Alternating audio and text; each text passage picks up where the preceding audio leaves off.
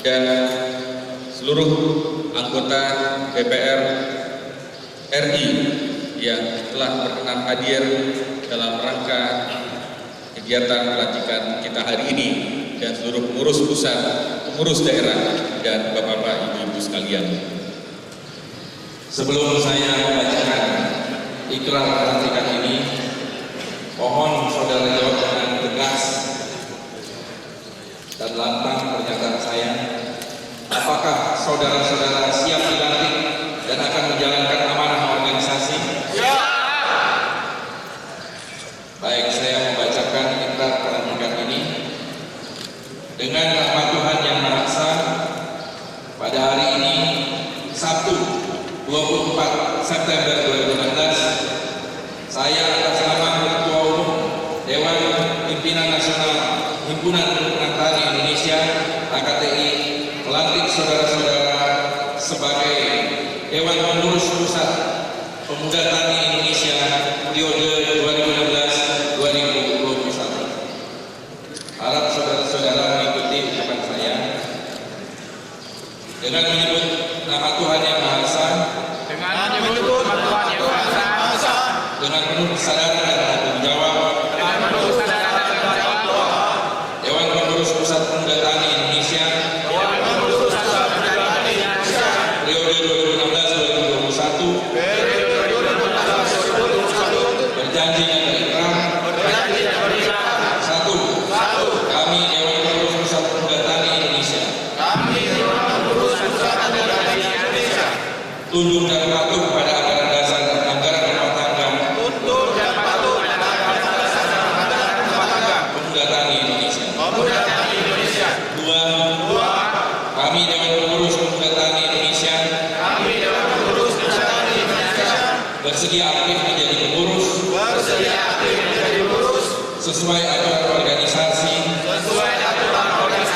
dan melaksanakan program organisasi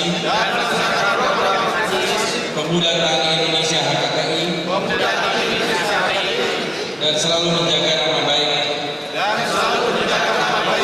organisasi Pemuda Tani Indonesia (HKTI). 3. Kami Dewan Pengurus Pusat Pemuda Tani Indonesia mendukung kepemimpinan nasional yang berpihak pada kepentingan dan kesejahteraan petani Indonesia. 4. Kami Dewan Pengurus Pusat Pemuda Tani Indonesia menentang segala bentuk penindasan dan ketidakadilan terhadap petani Indonesia. 5. Kami Dewan Pengurus Pusat Pemuda Tani Indonesia menjunjung tinggi keadilan sosial untuk mewujudkan kesejahteraan dan kemakmuran petani serta keluarganya secara khusus dan masyarakat Indonesia secara umum dalam negara kesatuan Republik Indonesia.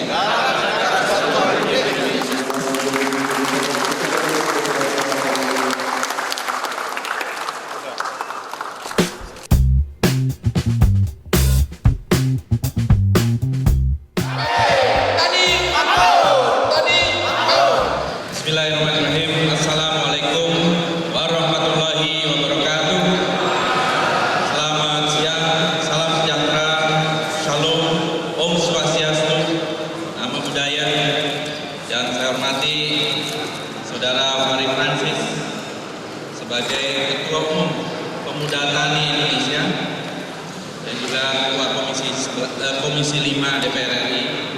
Yang saya hormati rekan-rekan anggota DPR RI yang telah tadi disebutkan dari berbagai fraksi yang hadir, sekaligus juga sebagai pengurus maupun pembina di Dewan Pengurus Pemuda Tani Indonesia, rekan-rekan pengurus DPM HKTI yang saya hormati, Pak Wilgo Zainal sebagai Ketua Umum DPD HKTI Nusa Tenggara Barat, Saudara Ade Rizky sebagai Ketua Panitia penyelenggara dari Rakernas Pemuda Tani Indonesia, yang saya hormati Ketua OJK Bapak Mulyawan Hadad, Bapak Dirjen yang mewakili dari Kementerian Desa dan juga dari yang mewakili Kementerian Pertanian, yang saya hormati para pimpinan DPRD Provinsi Nusa Tenggara Barat, dan juga tentu saja tuan rumah dari Wakil Bupati Lombok Tengah yang hadir di sini, yang tadi telah memberikan satu orasi sendiri sebagai tuan rumah, dan juga yang hadir Wakil Bupati dari Lombok Utara, bapak-bapak, ibu-ibu, hadirin sekalian, khususnya para pengurus pemuda tani yang telah dilantik dan juga para pengurus DPD yang hadir pada kesempatan hari ini. Alhamdulillah kita bisa berkumpul di sini, dan selamat kepada Dewan Pengurus Pusat Pemuda Tani Indonesia yang telah berhasil melaksanakan Festival Tani Nusantara. Hari ini tanggal 24 September 2016 bertepatan sebetulnya juga dengan Hari Tani Nasional.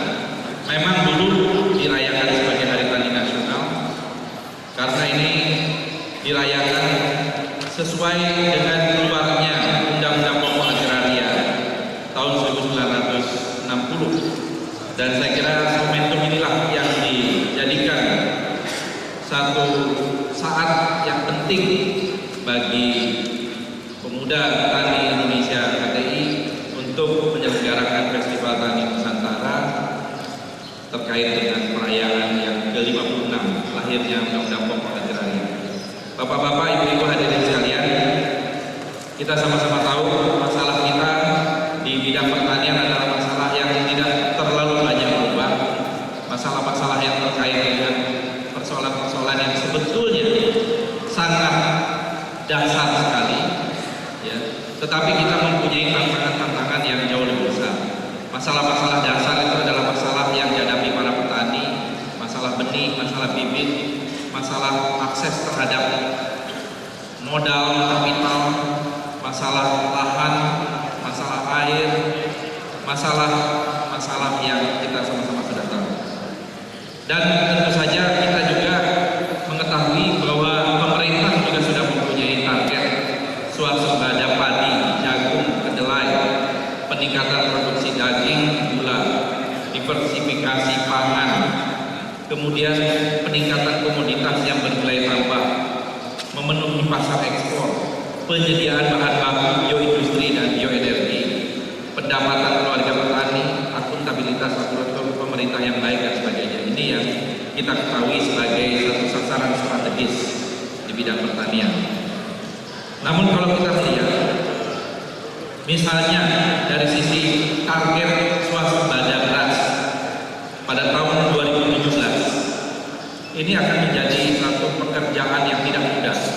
Apakah bisa pemerintah bisa mencapai target swasembada beras tahun 2017? Kita sama-sama tahu bahwa persoalan-persoalan yang dasar itu tetap terjadi, termasuk persoalan data.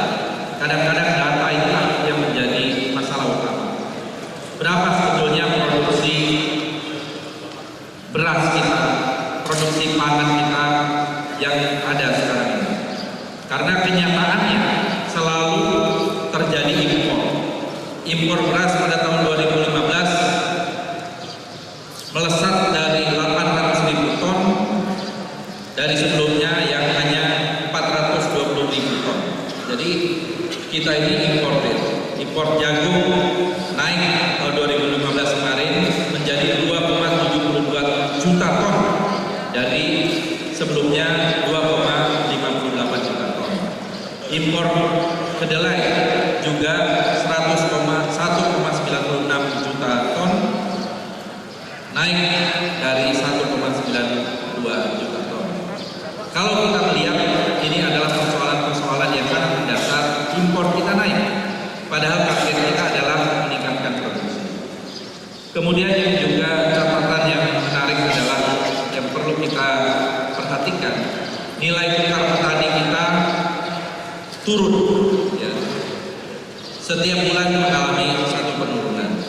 Lalu jumlah rumah tangga petani kita dari tahun 2003 ke tahun 2013 dalam 10 tahun mengalami penurunan sampai 5 juta keluarga tani. Atau kalau di rata-rata 1,75% per tahun penurunan jumlah keluarga atau rumah tangga tani. Pendapatan rumah tangga tani juga menurun. Sekarang rata-rata sekitar 12,4 juta per tahun atau hanya sekitar 1 juta per bulan. Lalu sensus pertanian 2013 menunjukkan bahwa rumah tangga petani rata-rata hanya menguasai 0,89 hektar. Khusus untuk sawah rata-rata 0,39 hektar. Jika dibandingkan dengan negara lain ini sangat-sangat jauh. Indeks ketahanan pangan Indonesia diukur dari Global Food Security Index juga terus merosot dari posisi ke-62 dari 105 negara turun ke posisi 74 dari 109 negara pada tahun 2015. Jadi dalam 3 tahun kita turun cukup lumayan dari ranking ke-62 menjadi ranking ke-74. Sehingga kalau kita lihat keinginan pemerintah untuk mencapai kedaulatan pangan ini perlu betul-betul kerja keras dan kerja cerdas. Karena kedaulatan pangan berbeda dengan ketahanan pangan. Kedaulatan pangan berarti harus merupakan produksi dari para petani kita sendiri, bukan ketahanan pangan yang bisa impor dari negara lain. Food sovereignty itu berbeda dengan food security. Dan kita sama-sama tahu masalah pangan ini adalah masalah yang sangat-sangat serius, menyangkut nasib sebuah bangsa, bahkan seringkali dikatakan food as weapon, ya. Apalagi di era perdagangan bebas yang sekarang sedang kita hadapi di Asia Tenggara. Persaingan akan semakin ketat, persaingan akan semakin meningkat, dan kalau kita tidak bersiap dengan segala macam persiapan infrastruktur di sektor pertanian, saya yakin Indonesia hanya akan menjadi konsumen, hanya akan menjadi pasar bagi produk-produk pertanian dan pangan dari negara-negara tetangga kita seperti dari Thailand, dari Vietnam, bahkan mungkin dari Myanmar dan Laos.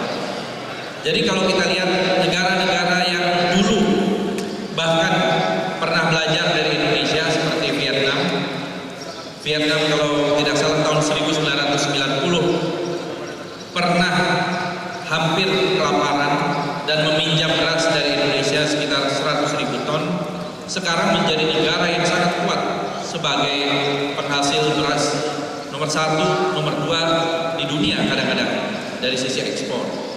Dan Indonesia ironisnya sekarang mengimpor dari Vietnam. Bapak-bapak, ibu-ibu hadirin sekalian, kalau kita lihat sekarang ini yang terkait dengan pemuda tani, semakin sedikit orang yang mau menjadi petani. Usia rata-rata petani Indonesia semakin tua. Usianya itu sekarang di kisaran 50 sampai 52 tahun.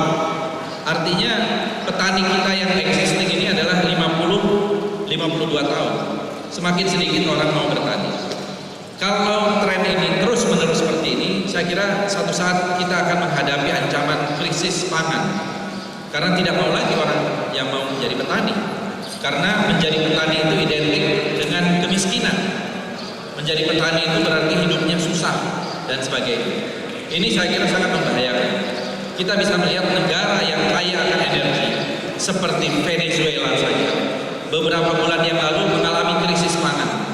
Kelas menengahnya sampai kesulitan untuk mencari makanan, mengais-ngais di tong sampah karena ketiadaan pangan.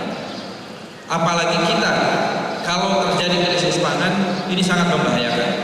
Karena sekarang ini jumlah penduduk kita 260 juta kurang lebih. Artinya ada 260 juta mulut yang harus dikasih makan 3 kali sehari. Saya yakin ini adalah satu kenyataan yang kadang-kadang kita anggap biasa, take it for granted.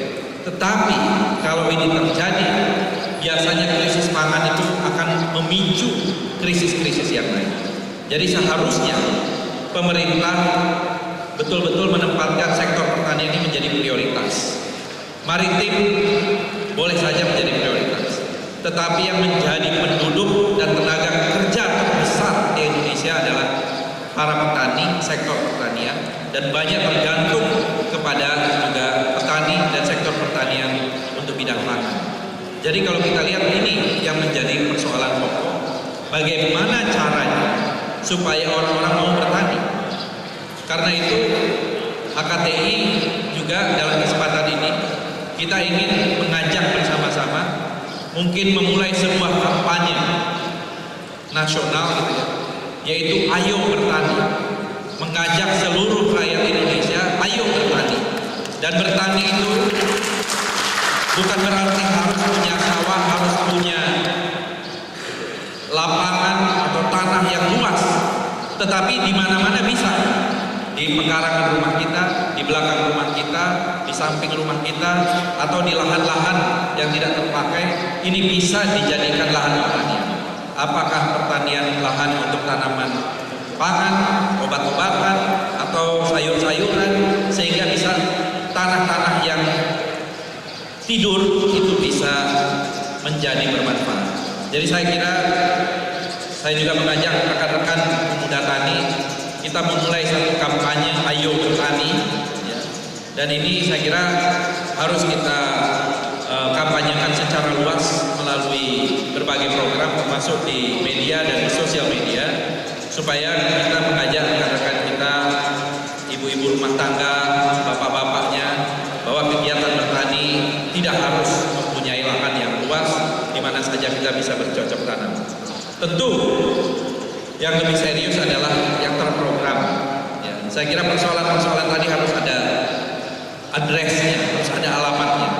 Bagaimana cara menyelesaikan persoalan lahan, konversi lahan yang sekarang ini terjadi dengan cepat, bagaimana menyelesaikannya?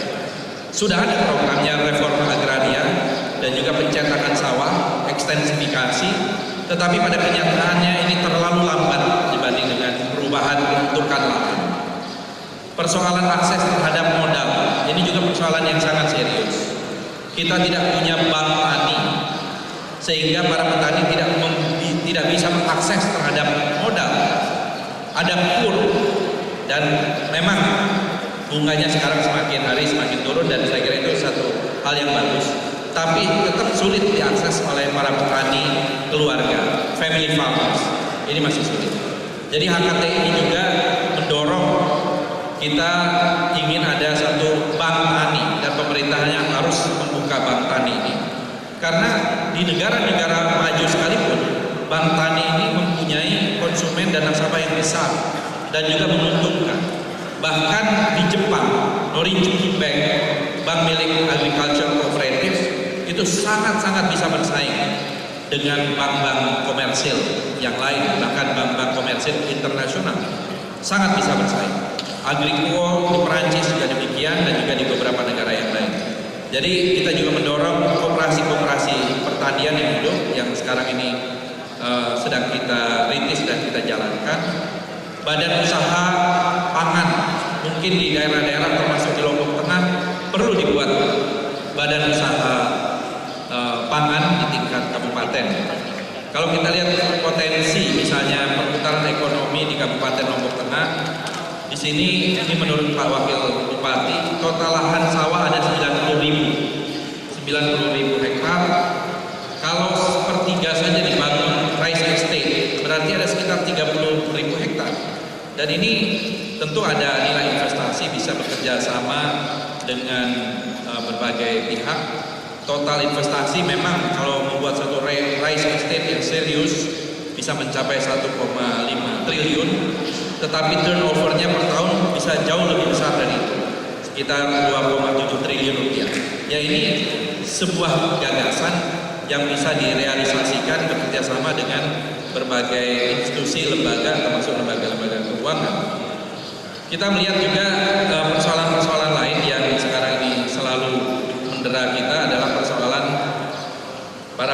kita terutama bagaimana memiliki pasar sendiri. Kita pasar yang begitu luas seringkali diintervensi oleh kebijakan-kebijakan yang tidak terintegrasi dari pemerintah.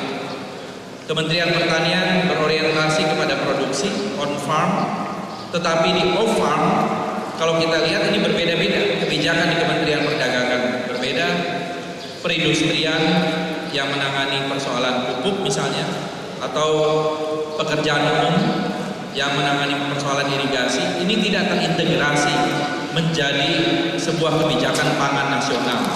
Ya. Seharusnya terintegrasi menjadi satu national food policy atau kebijakan pangan nasional dihimpun. Nah, sementara ini selalu bekerja sendiri-sendiri dan ego sektoral yang cukup tinggi ini membuat sektor pertanian dan pangan tidak bisa maksimal kita harapkan. Bapak-bapak, ibu-ibu dan hadirin sekalian, saya kira inilah yang mungkin perlu kita bahas juga, dan AKTI maupun Pemuda Tani Indonesia kita mempunyai sama-sama tanggung jawab untuk membela rakyat petani, membela kebijakan-kebijakan yang pro kepada petani, dan tentu saja ini juga ditopang sekarang apalagi dengan dana desa. Saya kira dana desa ini ya Pak Dirjen, ini bisa menjadi salah satu sarana untuk mengembangkan infrastruktur pertanian. Ya, bukan hanya jalan jembatan saja, tetapi infrastruktur pertanian harusnya masuk di dalam mindset pemerintah sebagai hal yang prioritas. Karena infrastruktur pertanian kita kan banyak yang rusak, waduk-waduk, bendungan-bendungan kecil, perairan-perairan dan sebagainya. Ini harusnya menjadi satu sektor yang menjadi prioritas di desa. Dengan jumlah dana desa yang sekarang ini harusnya semakin meningkat, saya yakin ini bisa meningkatkan produksi kita untuk memenuhi kebutuhan pangan kita. Saya kira ini sekedar satu catatan-catatan, saya tidak ingin berpanjang lebar. Mudah-mudahan ke depan kita optimis sektor pertanian bisa menjadi sektor yang menambah kemakmuran bagi rakyat. Sebenarnya sangat mudah untuk mensejahterakan rakyat kita. Mau mensejahterakan rakyat Indonesia, pertama sejahterakan dulu petaninya, karena inilah yang mayoritas. Kalau petani sejahtera, pasti rakyat Indonesia sejahtera. Kalau petaninya masih miskin, ya rakyat Indonesia tetap miskin, karena mayoritas rakyat Indonesia adalah petani, kemudian buruh, nelayan dan sebagainya, para pedagang. Jadi sejahterakan saja dulu petaninya, baru kita bisa melihat kesejahteraan Indonesia. Saya juga tidak ingin kalah ini oleh ketua panitia, karena tadi berpantun ya. Saya ingin menutup pantunnya. Lombok Tengah sangat terkenal. Alamnya indah, tanahnya subur. Kita rayakan Hari Tani Nasional. Pemuda bangkit, petani maju.